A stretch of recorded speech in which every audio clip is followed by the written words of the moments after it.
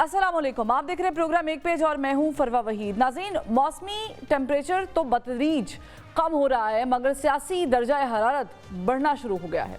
एक मरतबा फिर मुकदमात और गिरफ्तारियों का स्पेल शुरू हो गया है। बानी पाकिस्तान तहरीक इंसाफ के खिलाफ GHQ हमला केस में फर्द जुर्म आयद कर दी गई और दूसरी जानिब आज राजा बिशारत और उमर अयूब को भी गिरफ्तार कर लिया गया है। यानी 2.5 साल बाद आज भी मुल्की सियासत में डेडलॉक है, क्योस है और तशद्दुद है। -1 की सियासत उरूज पर है। सियासी बका या तो ढील में नजर आती है या फिर एहतजाज की रिवायत बरकरार रखने में। जो इक़्तिदार में है वो मुखालिफिन को काल कोठरी से बाहर निकलने देने को तैयार नहीं और जो हिज़्ब इख्तिलाफ में हैं वो इक़्तिदार की नैया में डुबकियां लगाने के लिए बेचैन हैं। यानी सियासी चपकुलिश उरूज पर है और इक़्तिदार की खींचातानी पुरतशद्दुद हो चुकी है। हुकूमत अपने मुखालिफिन के खिलाफ मुकदमात दर्ज करने, उन्हें गिरफ्तार करने और एक के बाद एक आईनी तरमीम के जरिए उनके गिर्द शिकंजा कसने में मसरूफ़ है, जबकि अपोजिशन एहतजाज, धरने और जलसों के जरिए हुकूमत की राह में रोड़े अटकाती नजर आती है। हुकूमत के खिलाफ पाकिस्तान तहरीक इंसाफ एक के बाद एक चाल चल रही है मगर अंदरूनी इख्तलाफात और पार्टी में मोनोपली की सियासत ने पार्टी की तहरीक को दाव पर लगा रखा है और हालात यहाँ तक आन पहुँचे हैं कि बानी की रिहाई के लिए की जाने वाली एहतजाज और इनकलाब की एक एक कोशिश काविश उल्टा बानी पाकिस्तान तहरीक इंसाफ के खिलाफ मुकदमात दर्ज करने में उनकी बहनों और पार्टी लीडरशिप को गिरफ्तार करने का बाइस बनती जा रही है। दूसरी जानिब हुकूमत पाकिस्तान तहरीक इंसाफ से बातचीत की बजाय आनी हाथों से निपटने को तरजीह देती नजर आती है और बज़ाहिर वो इसी फार्मूले पर अमल पैरा भी दिखाई देती है कि इक़्तिदार में रहने का एक ही फार्मूला है, अपोजिशन को जेलों से बाहर ना आने दिया जाए और मुकदमात में उलझा के रखा जाए। जबकि हकीकत ये है अपोजिशन की इस नोक झोंक से मईशत का नुकसान होने के साथ साथ मुल्की इस्तेहकाम दाव पर लग चुका है। सरमायाकारी और सिक्योरिटी के इश्यूज़ में इजाफा हो रहा है और मुल्क में अनरेस्ट की फ़िज़ा ख़त्म होने का नाम ही नहीं ले रही। अब ऐसे में सवाल ये है कि PTI वर्सेस हुकूमत की सियासी रस्साकशी का अंजाम क्या होगा? क्या मुल्की मौशी तरक्की के लिए ज़ोर आजमाने की बजाय बातचीत की सियासत का आगाज़ किया जा सकता है? और अगर बातचीत होती है तो उसमें फ़रीक़ैन किस हद तक कॉम्प्रोमाइज़ करने को तैयार हैं? इस पर बात करने के लिए सीनियर जर्नलिस्ट एनालिस्ट का पैनल आज हमारे साथ मौजूद है। हमें ज्वाइन किया है आमिर खाकवानी साहब ने, सईद काजी साहब ने और अतर काज़मी भी हमें ज्वाइन कर चुके हैं। तीनों का बहुत शुक्रिया। अतर, मुझे ये बताइएगा कि खबर तो आपने देखी होगी कि जो हमला केस 9 मई का GHQ पे हुआ था उसमें फ़र्द जुर्म आयद कर दी गई है। ना सिर्फ शेख रशीद साहब उसमें आए हैं बल्कि इमरान खान साहब पर भी फ़र्द जुर्म आयद हुई है और भी बाकी बहुत सारे नाम हैं। फिर उमर अयूब को भी गिरफ्तार कर लिया गया, फिर राजा बिशारत साहब जो कि सूबाई वजीर भी रहे उनको भी गिरफ्तार कर लिया गया। तो ऐसा लग रहा है कि अब गवर्नमेंट जो है वो पूरी मुकम्मल तरीके से तैयार हो चुकी है कि कहीं से भी छोड़ना नहीं है। वो तो हुकूमत की इंटेंट तो पहले भी बिल्कुल वाज़ेह है। आप जिस तरह के मुकदमात देख लें, जिस तरह के मुकदमात कायम किए गए, जिस तरीके से मुकदमात को चलाया गया, हुकूमत की इंटेंट में तो मेरा नहीं ख्याल कि किसी को कोई शक शुबा होना चाहिए। हाँ, अब ये मामला अदालत में है, अदालत देखेगी, जो उसके सामने शवाहिद रखे जाएंगे। पर अब तक जो हमने देखा कि इस जो 9 मई से रिलेटेड मुकदमात हैं, अनफॉर्चुनेटली उनमें से जो मेजॉरिटी मुकदमात हैं वो ऐसे थे कि जो पॉलिटिकली मोटिवेटेड हैं कि एक शख्स अगर कराची में बैठा है तो उसमें लाहौर पे मुकदमा कर दिया, अगर एक लाहौर में बैठा है तो उसके ऊपर पिंडी में मुकदमा कर दिया, तो जिसकी वजह से ये मुकदमात खराब भी हुए हैं। जो लोग मुलविस हैं 9 मई के वाकयात के अंदर, यकीनन उनको सजा मिलनी चाहिए, लेकिन बदकिस्मती से इसमें मुझे लगता है कि सजा दिलवाने या असली मुजरिमान को पकड़ने के बजाय हुकूमत की कोशिश ये है कि जितने ज्यादा सियासी मुखालफिन को कुचला जा सके उनको कुचला जाए। अच्छा, यानी आप कह रहे हैं कि हुकूमत तैयार होगी, लेकिन इसमें एक छोटी सी चीज़ ये है सईद काजी साहब, हुकूमत तो काफ़ी देर पहले से तैयार हो जाना चाहिए था उसको। PDM आई, PDM के ज़माने में भी हम एक्सपेक्ट कर रहे थे कि 9 मई के केसेस का कुछ सदेबाब किया जाएगा, बहुत गम व गुस्सा था, लेकिन दे टुक देयर टाइम। ये अभी एकदम से क्या हो गया कि 26 नवंबर वाले एपिसोड के बाद फ़ौरन से गिरफ्तारियाँ भी हो रही हैं, छापे भी हो रहे हैं और फिर मुकदमात भी हो रहे हैं? देखें, जो अभी आपने बात की मईशत की बात की, मईशत की तरक्की की बात की, तो फ़िलहाल तो जो शरह अफजाइश पर्चा जात है वो माशाल्लाह बड़ी मिसाली है हमारे, इजाफा हो रहा है और ये 26 के बाद हमने, जी हाँ, उसमें इजाफा हो रहा है। तो at least there is something we can take pride in. तो ये मसला है।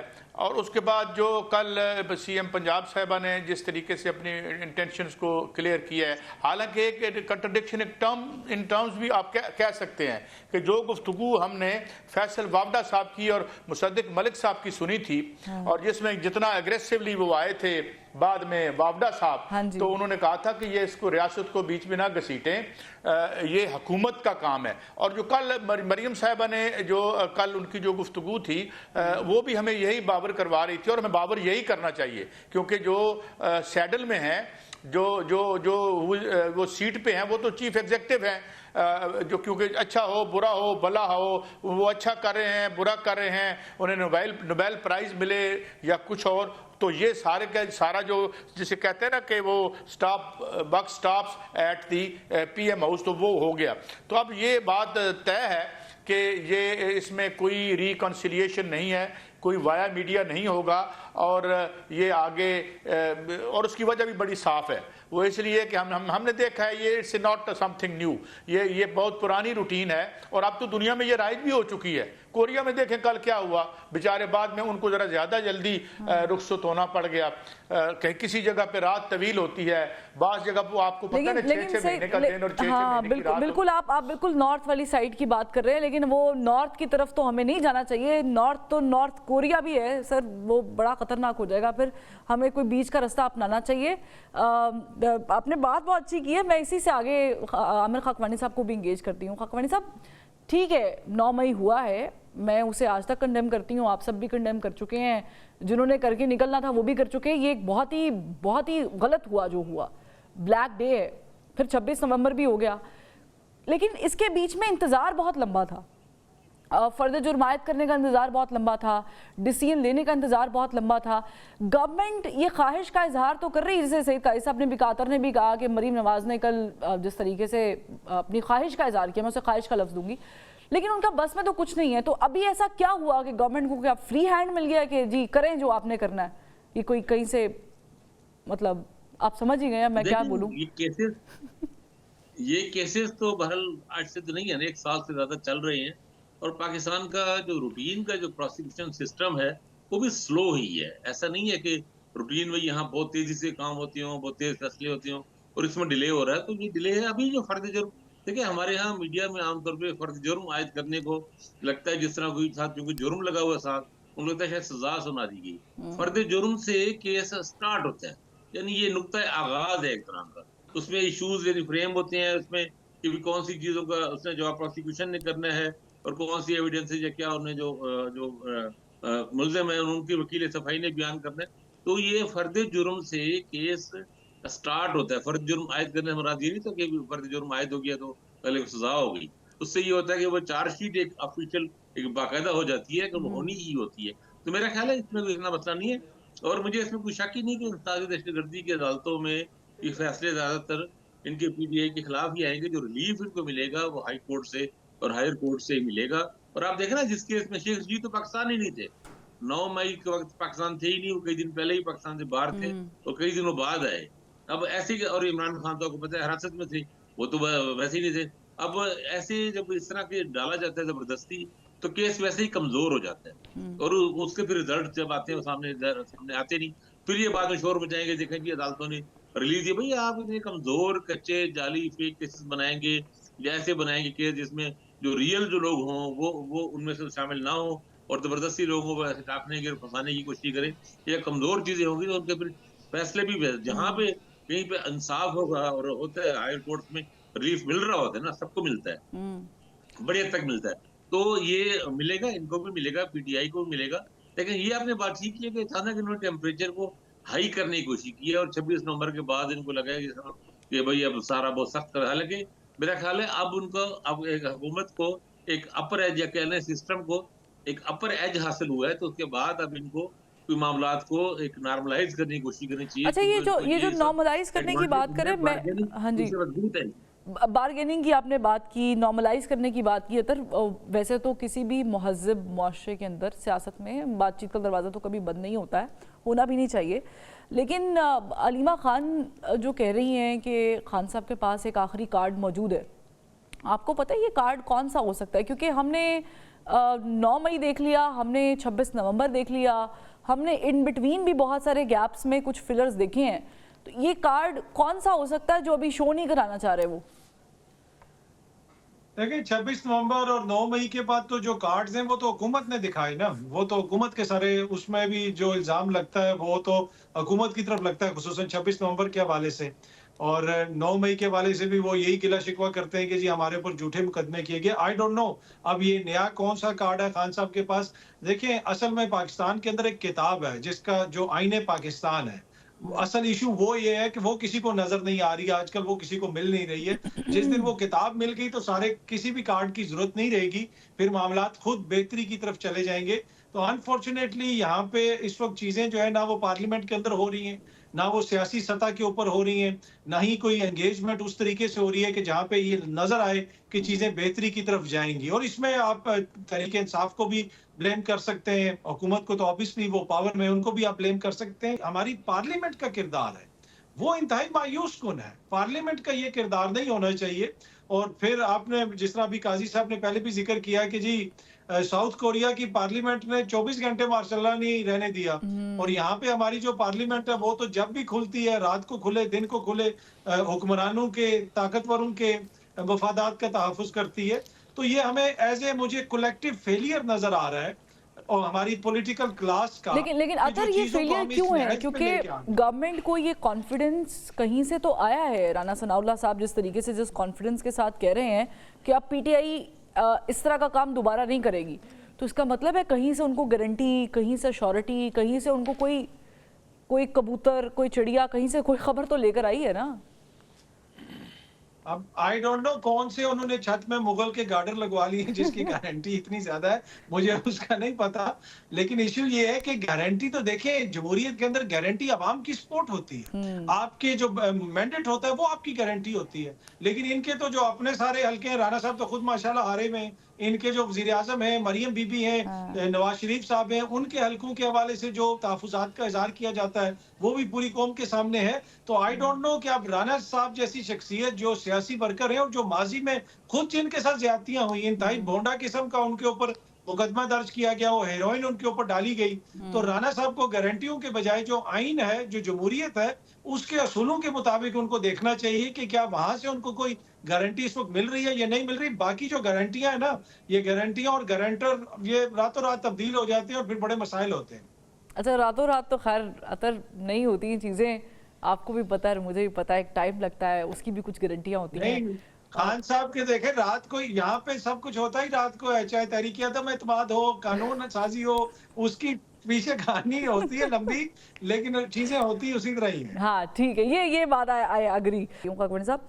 लेकिन अब जब वो मदारिस वाला मामला हुआ है तो उस पर सदर मुमलिकत ने जो है वो कोई ग्रीन सिग्नल नहीं दिया, साइन ही नहीं किए। ये क्या करना चाह रही है हुकूमत? तो बड़े तरीके से उन सबको साइडलाइन करना चाह रही है कि जिनकी बुनियाद पे उन्होंने 26वीं आईनी तरमीम की थी। देखिए मौलाना फजल रहमान जो मदारस स्टेशन वाला है वो तो थोड़ा सा पाकिस्तान पीपल्स पार्टी का एक वो खास बात, वो एक सेकुलर सा एक मौक़िफ़ लेते हैं मदारस वगैरह के वाले से, इतना फ्रेंडली नहीं होता उनका। मेरा ख्याल है ये मसला तो हल हो जाएगा, क्योंकि उसमें तो सदर ने तो साइन करने ही होते हैं, दोबारा जब उनके पास आएगा तो करना पड़ जाता है। मेरा ख्याल इतना बड़ा मसला नहीं है। बाकी आपने ये बात दो बार की, अहम है कि कॉन्फिडेंस लेवल बड़ा है। देखें जिस तरह का उन्होंने ऑपरेशन किया है 26 नवंबर के बाद, अब राना सनाउल्लाह या नून लीग के और लोग अगर समझ रहे हैं कि तहरीक इंसाफ में अब इतनी हिम्मत नहीं रहेगी, जब उनके कारकुन डीमोरलाइज हो जाएंगे, एक खौफ और दहशत की फिजा एक पैदा हो गई है कि अभी गोलियां चल सकती हैं, गोलियां लग सकती हैं, कैजुअल्टीज हो सकती हैं। ये पहले तो इतना नहीं था ना, इस तरह तो इतनी शिद्दत से और इतने क्लियर इस तरह सूरत नहीं थी। और बहरहाल खासा ब्रूटल काफी चीजें ऐसी हैं जिसपे हम ज्यादा खुल की बात भी नहीं कर सकते, लेकिन बहरहाल सख्त रहा काम, ऐसा रहा कि जो जिसको कोई सपोर्ट नहीं किया जा सकता 26 नवंबर के ऑपरेशन को, जो वहां पे कार्रवाइयां हुई हैं। तो उसके बाद उनको ये कॉन्फिडेंस आया है, लेकिन ऐसा कॉन्फिडेंस ठीक होता नहीं है। ऐसा कॉन्फिडेंस और इससे ज्यादा कॉन्फिडेंस हसीना वाजिद का था। सिर्फ ये जो अभी ये जुलाई में जो गई हुकूमत से पहले जो जून तक, एक महीने पहले तक ऐसा कॉन्फिडेंस था उनको, लेकिन फिर आप देख लें कहाँ हसीना वाजिद कहाँ। अच्छा, वैसे आप तो खैर बांग्लादेश चले गए, खान साहब का भी एक जमाने में ये कॉन्फिडेंस था जो हम भूल गए हैं शायद इस पूरी गुफ्तगू में। फिर हमने उसका जो अतर ने बताया रातों रात हो जाता है, फिर वो हमने देखा कि वो काली रात आती है और फिर कुछ हो जाता है। लेकिन सैयद काजी साहब, ये अभी भी कोई चांसेस हैं कि गवर्नमेंट बैन कर सकती है पीटीआई को, क्योंकि ख्वाहिश का इजहार तो किया गया है। आपको याद होगा लास्ट टाइम भी जब काबीना में डिस्कस हुआ था तो बिलावल भुट्टो जरदारी साहब ने बाकायदा अपोज किया था। अब उस वक्त 9 मई हुआ था, अब 26 नवंबर भी है, तो अभी कोई गवर्नमेंट कर सकती है ये काम, ये करना चाहेगी? देखें, पहली बात तो मैं आपसे कॉन्फिडेंस की अर्ज कर दूं। जिस कॉन्फिडेंस को गोलियों का सहारा लेना पड़े वो बड़ा कमज़ोर कॉन्फिडेंस होता है, नंबर 1। नंबर 2, एक और इम्पॉर्टेंट बात आपने की कि ये जो जी क्या कोई उम्मीद है, चांस है, जिसे आजकल फाइनल कार्ड कह रहे हैं लोग कि जी फाइनल कार्ड मिलेगा। ये तो नवाज शरीफ साहब की विकेट है। ये जो कार्ड था क्लिंटन का वो इस्तेमाल करके गए थे, तो उसी अगर मकाम पर पीटीआई भी जाना चाहती है तो जाए। मगर मैं तारीख में से एक हवाला आपकी खिदमत में अर्ज कर दूं। जरूर। 5 नवंबर को जो मूवमेंट चली थी, तो जो केबल्स गई थी यहाँ से, अमेरिकी एम्बेसी से और बरतानवी एम्बेसी से, डॉक्टर लाल खान ने नकल किया है अपनी किताब में इसको, 68-69 पे जो लिखी है उन्होंने कहा था कि हमारे मफादात, मगरब के मफादात शदीद खतरे में हैं। 68 जो अयूब खान के खिलाफ मूवमेंट थी इसी मुल्क में हुई थी। उस वक्त भी इस मुल्क का नाम पाकिस्तान ही था, यही लोग थे, नस्ल और थी, मगर हमारी तारीख का हिस्सा है। तो ये जो बाहर के कार्ड होते हैं ना, ये कोई कार्ड नहीं होते। और जो कॉन्फिडेंस आपको गोलियों से मिलता है वो बेसिकली सिम्प्टोमेटिक होता है, एक्सटर्नलाइजेशन होती है आपकी इंटरनल वीकनेस और खौफ की। लिहाजा मुझे ये ना बताएं कि राणा साहब के पास बड़ा कॉन्फिडेंस वो होता है कि आओ मैदान में लड़ते हैं, इलेक्शन देख लेते हैं कौन जीतेगा और कौन हारेगा। और फिर बड़ापन क्या होता है कि हारने वाला जाके मुबारकबाद भी देता है, जी आप अपना खेल खेल लें, हम अगली दफा फिर आपको देख लेंगे। बात कॉन्फिडेंस की कोई नहीं है। बात यह है कि शेर की सवारी से उतरने को दिल नहीं कर रहा कि अगर शेर से उतर गए तो कहीं शेर ना खा ले। अब ये सियासत वो हो गई है, ये शेर की सवारी बन गई है। लिहाजा देखें शेर कब जो है लात मारता है या कब तक इस पर बैठे रहते हैं, और शेर जो है वो लेकिन Saeed Qazi sahab, I have to disagree with you here, क्योंकि with very due respect sir, कैसे करा ले इलेक्शन, गवर्नमेंट क्यों करा ले इलेक्शन? मुझे बताएं कि खान साहब को क्या गवर्नमेंट ने कहा था कि असेंबलियां तोड़ें? ऐसे तो नहीं होता है कि वो कुछ भी जिद लगा के बैठे हैं कि जी इलेक्शन करा ले, ये नहीं हुआ। मैं अभी बात नहीं कर रहा, मैं ये बात कर रहा हूं कि एक फैसला होता है बैलेट बॉक्स से, दूसरा बैलेट होता है लाठीचार्ज से, आंसू गैस शेल से, या गोलियों से, भले इधर से चलें बड़े उधर से चलें। I will not be given to the controversy जो चल रही है कि इन्होंने बहुते मारे ने, उन्होंने बहुते मारे ने। तारीख भी देख रही है, लोग भी देख रहे हैं, लेट देम डिसाइड। मैं सिर्फ ये कह रहा हूं कि कॉन्फिडेंस वो होता है कि जो आपको अपने अवाम पर होता है, आपको जो है वो ट्रंप पर नहीं होता, क्लिंटन पर नहीं होता। वो तो फिर वो सियासत ना हुई, दुकानदारी हो गई ना, तो वो जहां दुकानदारी चल रही है। तो मैं इसलिए कह रहा हूं कि आई थिंक हम ज्यादा कोई बात यानी अपने अवाम पे हमें भरोसा नहीं है। अवाम को अबंडन किया हुआ है। मैं बिल्कुल जो पीटीआई की पॉपुलैरिटी है या उसके लोगों ने जो कुर्बानियां दी, मैं उनको इंतहाई इज्जत से और बड़े एहतराम से और बड़े आंसू और दुख के साथ सलाम पेश करता हूं जो हुआ। और जो लोग अगर दूसरी साइड पे जब जिस तरह बताया गया है कि वो खेत रहे, काम आए, तो वो भी तो अपने थे। तो ये मैं खुशी की मैं एक पॉलिटिकल बात कर रहा हूं। लेकिन इस पूरी सिचुएशन में तो जो कियोस है ना, वो तो खैर बड़ा ही है। वो अब ये नहीं कह सकते कि कोई किसी का कम नुकसान हुआ है, ज्यादा नुकसान हुआ है, बल्कि हम ये कह सकते हैं कि पाकिस्तान का ओवरऑल बड़ा नुकसान हुआ है। एक ब्रेक लेते हैं, ब्रेक से जब वापस आते हैं तो फिर अतर से आगाज करेंगे कि जो आलमी एक प्रेशर होता है पाकिस्तान पे हर बार आ जाता है, या आता भी है, नहीं आता है, इसके लिए पाकिस्तान तहरीक इंसाफ क्या कर सकती है? एक ब्रेक के बाद वेलकम बैक। अतर, एक ऐसे मौके पे कि जब हमारे इंडिकेटर्स अच्छे जा रहे हैं, गवर्नमेंट कॉन्ग्रेचुलेशंस के मैसेजेस जो हैं वो आवाम को दे रही हैं कि जी हम देखें महंगाई को कहाँ थी कहाँ ले आए सिंगल डिजिट पे, और स्टॉक मार्केट देखें कहाँ जा रही है। ऐसे में पाकिस्तान तहरीक इंसाफ आलमी सतह पर कोई प्रेशर बिल्ड कर सकती है कि वो गवर्नमेंट पे प्रेशर उल्टा आए इमरान खान से मुतालिक? देखिए, जहां तक इकोनॉमी का ताल्लुक है, हुकूमत के दावे तो बहुत ज्यादा हैं, लेकिन अभी तक हुकूमत ने हमें ये नहीं बताया कि सऊदी अरब ने कितने अरब डॉलर की इन्वेस्टमेंट की है या किसी और मुल्क ने कितने अरब की है। यहाँ पे MOUs वगैरह तो साइन होते हुए हमने देखे, लेकिन डॉलर और पैसा आता हुआ हमने नहीं देखा। और जो स्टॉक एक्सचेंज है वो तो रोज ही ऊपर जाती है, और उस दिन भी कोई कह रहा था कि पूरी कौम पीछे रह गई और स्टॉक एक्सचेंज बहुत ही ऊपर निकल गया है। तो वो तो उसका तो किसी को समझ नहीं आ रहा कि वहां पे क्या हो रहा है। अनफॉर्चुनेटली हुकूमत की लिजिटिमेसी जहां पे मुकामी सतह पे जो है उसके इश्यूज हैं, वो आलमी सतह पे भी हैं। आप देख लें कि बेलारूस के सदर को यहाँ पे कैसे सेलिब्रेट किया गया। ये वो बेलारूस के सदर हैं जिनको यूरोपीय यूनियन, बर्तानिया, अमेरिका, कनाडा सदर ही नहीं मानता। बाकायदा वो ये कहते हैं कि लेजिटिमेट सदर नहीं है। ये 1994 से अपने ओहदे के ऊपर बैठे हुए हैं। उनके ऊपर पाबंदियां हैं, उनके त्यारे के ऊपर पाबंदियां हैं, यूरोप की जानिब से, अमेरिका की जानिब से, कनाडा की जानिब से। तो उसको यहाँ पे ऐसे सेलिब्रेट किया गया जैसे फ्री वर्ल्ड का कोई लीडर यहाँ पे आया हुआ है। तो हुकूमत के लिजिटिमेसी के इश्यूज तो हैं, और उसकी आपने मिसाल देख ली जो बरतानिया की हुकूमत की तरफ से बयानात वगैरह आए। इसी तरीके से आपने अमरीकी कांग्रेस की करारदाद देखी। तो हुकूमत पे तो प्रेशर पड़ सकता है। देखें, जो प्रेशर फौरन आए और आपके पास मुकामी सतह पे लिजिटिमेसी हो, आपके पास मैंडेट हो, तो आप उसको बर्दाश्त भी कर लेते हैं। लेकिन आपके मुकामी हालात भी ऐसे हो, मुल्क में अफरा तफरी हो, सियासी अदम इस्तेहकाम हो, आप डंडे के जरिए इस्तेहकाम लाने की बातें कर रहे हो, तो फिर तो आपके ऊपर बैरूनी प्रेशर भी आ सकता है। तो मुझे नहीं लगता कि हुकूमत जो सब लेकिन अच्छा लेकिन की अतर रिपोर्ट बैरूनी दे रही प्रेशर है, क्यों वैसी आएगा? तो सूरत हाल खान साहब की रिहाई के साथ किसी भी मुल्क को क्या मुफाद होगा? अमेरिका को क्या मुफाद होगा? बरतानिया को तो चलो हम एक साइड पे रखते हैं ना, ड्यू टू सर्टेन रीजंस। सऊदीया को क्या मुफाद होगा? देखिए, खान साहब की जात के साथ हो सकता है किसी को कोई मुफाद ना हो, लेकिन जो ओवरऑल वहां पे डेमोक्रेटिक आपका एक प्रोसेस है, उसके अंदर लोग हैं जो वोट लेके आते हैं। उसके अंदर ओवरसीज पाकिस्तानी हैं, वो जाके उधर बताते हैं कि जनाब हमारे मुल्क में ये हो रहा है, आम शहरी के साथ ये हो रहा है। तो वो प्रेशर उस तरह बिल्ड हुआ। अब अमेरिका की इंतजामिया ने तो इमरान खान साहब के हक में कोई बात नहीं की। वहां की जो अवामी नुमाइंदे हैं, जिनको ओवरसीज पाकिस्तानी जो उनको वोट देते हैं, सम टाइम उनको फंडिंग भी करते हैं, उन्होंने उनके ऊपर दबाव डाला। तो वहां से उनके ऊपर दबाव आएगा। खान साहब की जात की हद तक मैं भी उस तरह ना हो, लेकिन end of the day Khan साहब भी एक इंटरनेशनली वेल नोन वो शख्सियत हैं जिनको पूरी दुनिया जानती है। तो एक उनका अपना भी क्लाउट है, और फिर जो ओवरसीज पाकिस्तानी वहां पे कैंपेन कर रहे हैं, उसका बहुत ज्यादा असर हो रहा है। इसमें एक चीज़ ऐड कर लेते हैं। खाकवानी साहब, अतर ने बड़ी अच्छी तरीके से इसे एक्सप्लेन किया है। जब ये 26 नवंबर को एहतजाज हो रहा था, तो इवन ऑस्ट्रेलिया से लेकर बरतानिया, यूरोप और पता नहीं कौन कौन से ममालिक, अमेरिका में भी इवन बड़े जगहों पर लोगों ने पाकिस्तान तहरीक इंसाफ के जो हामी थे या सपोर्टर्स थे, उन्होंने एहतजाज किया। लेकिन कोई डिफरेंस आया उसके बाद? कुछ होता है इस तरह?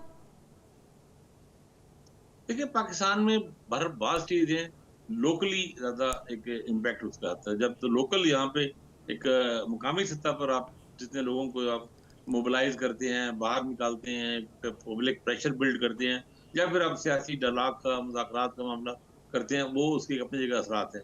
और ये बात ठीक है कि जब नवाज शरीफ साहब गए थे, वो प्रेसिडेंट क्लिंटन की मुदाखलती की जनरल, उस वक्त तो सूरत-हाल और थी ना, सजा हो चुकी थी उनको, और मामला और तरह बहुत ज्यादा संगीन सूरत-हाल थी ना। अभी अभी इमरान खान साहब की सूरत-हाल उस तरह की तो नहीं है। तो ये चीजें काउंट करती हैं। फिर नवाज शरीफ साहब का एक उनकी रेपो भी और थी प्रेसिडेंट क्लिंटन के साथ। अब नए प्रेसिडेंट जो आते हैं, ट्रम्प, आकर उनका खान साहब का के साथ देखें, एक फैक्टर तो एक हमें ये समझ आया है कि इनका ये शोबा कमजोर रहा है। और ये बहुत अच्छी बात तो नहीं है इस लिहाज से कि मतलब जो पाकिस्तानी लीडर हों, जो हुक्मरान हों, क्या वो आके पहले लॉबिंग करें, हमारे दोस्त मुल्कों के साथ ताल्लुक बनाए, या किसी वेस्टर्न मुल्क के साथ बनाए, या किसी चीन या और ताल्लुकात बनाए, ताकि कल को हमारे पास जब मुश्किल वक्त उनके लिए हो तो ये मुल्क असरअंदाज हो। उनको तो जो भी मुल्क के हमारे लीडर हों, हुक्मरान, उनको तो हमारे ही एक जिम्मेदारियों चीजें देखनी चाहिए ना। तो खान साहब की ये एक लॉबिंग चाहिए, ये जो शोबा उनका कमजोर रहा है कि मुख्तलिफ कैपिटल्स में उनके लिए इतनी एक कह लें कि बहुत ज्यादा हमदर्दी या सपोर्ट देखने में नजर नहीं आई। जो लॉबिंग ओवरसीज पाकिस्तानी कर रहे हैं, वो तो एक और चीज है ना। यानी मुख्तलिफ जो इम्पोर्टेंट कैपिटल्स में उनकी गवर्नमेंट्स के अंदर जो है खान साहब के लिए कोई लॉबिंग नहीं थी। अब इनकी तेलबकारी की कमी है, या जो भी चीजें व्हाट्सएप, जो भी चीजें, मेरा ख्याल है कि असल जो चीज असरअंदाज होगी वो आखिरी तजज़िये में भी यही होगी कि खान साहब को किस कदर वसी पैमाने पे पब्लिक सपोर्ट हासिल है, और उनकी पब्लिक सपोर्ट को बहरहाल कहीं ना कहीं एकोमोडेट करना पड़ेगा। मेरा ख्याल है हमारे फैसला साज है, वो उसको एकोमोडेट करने को तैयार हैं। सिर्फ उनको से डर ही है कि खान साहब इस सिस्टम को बाहर निकल के फिर उल्टा देंगे दोबारा, या तलपट करने की कोशिश करेंगे। अगर अगर अगर इमरान खान साहब अगर 2 साल तक या साल या यानी डेढ़ या 2 साल इन तक शॉर्ट ये कि खान साहब ट्रस्टवर्दी नहीं है, ट्रस्टवर्दी भी अनप्रिडिक्टेबल है। मैं ये अनप्रिडिक्टेबल है। ठीक है, बेहतर लफ्ज़ ये लगेगा कि भाई वो एक उन पे एक मतलब कुछ भी कर सकते हैं वो। और देखें एक बात तो इसमें कोई शक ही नहीं, मैं तो बिल्कुल क्लियर हो यकसू हूँ कि 8 फरवरी का मैंडेट बड़े पैमाने पे जो अवामी मैंडेट है हाँ। वो पीटीआई को मिला है। ठीक है। मैंडेट को छीना गया है। अब जिससे को बंदे को लीडर को पार्टी को मैंडेट मिला हो, मैंडेट के मुताबिक उनको हुकूमत ना मिली हो, तो उसकी फ्रस्ट्रेशन, गुस्सा, तलखी वो काबिल फहम है ना। आप किसी को इलेक्शन जिसने जीता है इस बुरे हालात में भी, और फिर भी उसे हुकूमत ना दें और उनके लोगों को तोड़ें और ये सारे मसाइल और लेकिन इसमें एक फैक्टर ये भी शामिल है खाकवानी साहब, सईद काजी साहब, के आपकी जो क़यादत होती है, जो पार्टी को लीड कर रही होती है, मतलब नून लीग में भी बहुत मुश्किल टाइम आया है, पीपल्स पार्टी ने तो बहुत मुश्किल टाइम देखा है, आप अगर पीछे चले जाएं तो लेकिन क़यादत ने जिस तरीके से हैंडल किया है चीज़ों को, अब हम मुड़ के देखें तो हमें लगता है कि पाकिस्तान तहरीक इंसाफ की मौजूदा क़यादत तो उसके आसपास भी मौजूद नहीं है। इतने इख्तलाफात, इतनी प्रॉब्लम्स, एक बयान कोई और है, दूसरा कोई और है, तो ये चैनलाइज क्यों नहीं कर पा रहे? अगर पॉपुलैरिटी अतर ने डिस्कस किया बहुत ज़्यादा है, आमिर खाकवानी साहब ने बताया कि प्रेशर बिल्कुल अंदर से भी है, लोगों की आवाज़ भी है, इलेक्शन भी जीते होंगे, नहीं हो सका, चैनलाइज क्यों नहीं कर पा रही क़यादत? देखिए, पहली बात तो ये कि हम इन चीज़ों को कंपैरिजन नहीं कर सकते। जो सबसे बड़ी मूवमेंट थी वो मोहतरमा कुलसूम नवाज साहिबा की थी और उन्होंने बड़ी वैलियंटली लड़ाई लड़ी थी। उसके अलावा मैंने कोई मुस्लिम लीग नून के प्लेटफॉर्म से बड़ी ऐसी तहरीक नहीं देखी। हमने तो फिर वहाँ यही देखा कि वो कहते थे कड़ाके कट देंगे, तो मुड़ के मियाँ साहब ने देखा कि न कड़ाके थे न कड़ाके कढ़ाने वाले थे, तो और बाकी जड़े ने उधर उधर मिलजुल गए थे। दूसरी जो आपने बात की ना कि पाकिस्तान का बड़ा नुकसान हो रहा है, मैं इसमें आपको एक मिसाल देता हूँ। पहले भी एक साहब मुझसे बिलावजह नाराज हो गए थे इस मिसाल से, मैं दोबारा देता हूँ। सर ऐसी मिसाल दीजिएगा जिससे मुझसे कोई नाराज ना हो जाए। नहीं, आपसे कोई नाराज नहीं होगा, इंशाल्लाह मुझसे ही होगा। चलिए, मैंने अर्ज ये किया कि उन्होंने कहा कि उन्होंने पता नहीं कितने 150 200 पता नहीं, आई डोंट नो, एक बहुत बड़ी प्राइस पेट्रोल की स्लैब की अवाम पर, और आके टीवी पे कहा कि अल्लाह का शुक्र है पाकिस्तान बच गया। मैंने कहा हुजूर ये बताएं कि जिस पाकिस्तान को मैं जानता हूं जो 24 करोड़ का है, उसका तो बुरकस निकल गया। जरा मुझे बताइए वो पाकिस्तान कहाँ रिहाइश पजीर है जो आज बचा है? एक जरा आप डिस्टिंक्शन कर लें कि मुल्क का बड़ा नुकसान हो रहा है। क्या हुआ? क्या शहबाज शरीफ साहब के कारोबार बंद हो गए हैं? उनके बच्चे ने खुदा ना खास्ता बैंकरप्सी फाइल कर दी है? या इमरान खान साहब के साथ जो लोग बैठे हुए थे, रजाक दाऊद साहब, क्या हुआ? वो बेचारे सड़क पर आ गए हैं? कुछ नहीं हुआ। उधर जो माल का ढेर उधर ही है। हम खलत मलत ना किया करें। एक मेरा पाकिस्तान है, एक आम मैन इन द स्ट्रीट का पाकिस्तान है, एक उस इशराफिया का पाकिस्तान है जिसे यूएनडीपी के मुताबिक $18 बिलियन से इस मुल्क के पिसे हुए अवाम पालते हैं, जिन्होंने एक मोटरसाइकिल पे अपनी सास को भी बिठाया होता है, बीवी को भी बिठाया होता है, 3 बच्चों को भी बिठाया और बाज़ औक़ात वालिदा को भी बिठाया होता है। ये वो पाकिस्तान है और वो पाकिस्तान है। जब तक इस पाकिस्तान की डिस्टिंक्शन करने वाली सियासत दोबारा नहीं आती, रास्ते नहीं मिलेंगे, कंफ्यूजन इसी तरह रहेगा। जी, लेकिन चले, मुझे ब्रेक का कहा जा रहा है। आतर पे जब आई हूँ तो ब्रेक का कह दिया है, चले ब्रेक ले लेते हैं। ब्रेक से जब वापस आते हैं तो मुझे भी एक्चुअली कुछ ऐड करना है, थोड़े से मेरा इख्तलाफ है सईद काजी साहब की इस बात से। एक ब्रेक लेते फिर वापस आते हैं। Welcome back. लेकिन मेरा इख्तलाफ पहले मैं सामने रख लेती हूँ क्योंकि आवाज़ तो उठानी चाहिए। आपको याद होगा सईद काजी साहब, अतर काज़मी से बल्कि मैं सवाल कर लेती हूँ साथ ही, कि जब पाकिस्तान तहरीक इंसाफ का दौर हुकूमत था और इमरान खान साहब वज़ीर आज़म थे, तब भी हमें नुकसानात बहुत गिनाए गए थे। तब भी किसी का कारोबार बंद नहीं हुआ था, बल्कि पीटीआई के जो कारोबारी लोग थे उनके कारोबार में इजाफा ही हुआ था। तब भी मुल्क कहीं मतलब गायब नहीं हो गया था, जैसे आज गायब नहीं हुआ है, कहीं बहुत बड़ा नुकसान नहीं हुआ है। तब भी डिफरेंस मौजूद था, आज भी डिफरेंस मौजूद है। प्रॉब्लम यह है कि जो कल डिफरेंस की बात कर रहे थे, पर आज वो इंसाफ मांग रहे हैं, और जो आज इक़्तिदार में हैं वो पहले इंसाफ मांग रहे थे। तो इसमें क्या हम इस पूरी सिचुएशन में, बिकॉज वी आर रनिंग, हम सर्कल्स में घूम रहे हैं ना, तो अगर कोई सर्कल के जो बीच में डॉट होता है ना, वो आपको पता ही है, वो डॉट पे आके रुकना होता है, उधर से कोई दरवाज़ा खुलता हुआ नजर आ रहा है?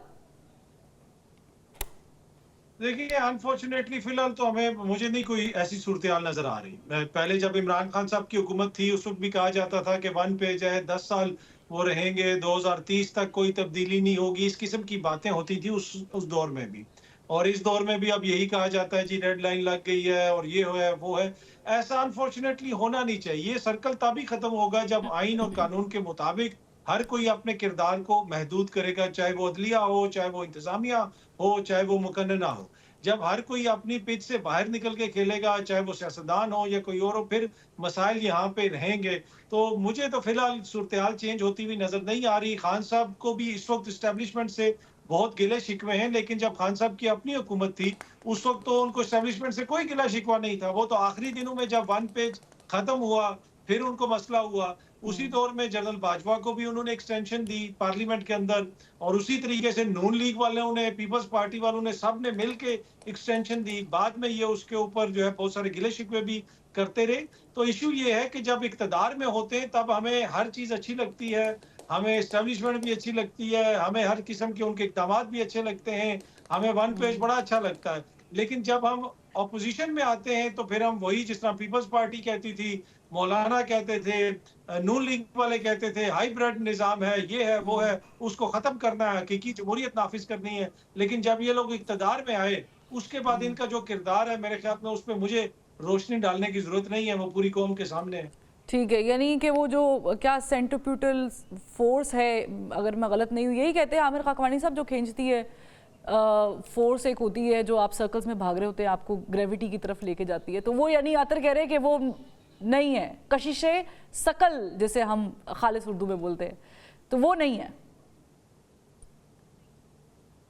देखें, पता नहीं क्या है या क्या नहीं है, मिसिंग कुछ जरूर है हुकूमत में। अभी आप शुरू में आपने बात की इंडिकेटर की, इसमें कोई शक नहीं। जब इकोनॉमिक इंडिकेटर बयान करते हैं कि सितंबर में और अक्टूबर में और नवंबर में एक्सपोर्ट इतनी बड़ी है या करंट डेफिसिट में इतनी कमी आई है, ये फला चीज इंडिकेटर्स बेहतर हुए हैं, स्टॉक मार्केट सबके सामने है।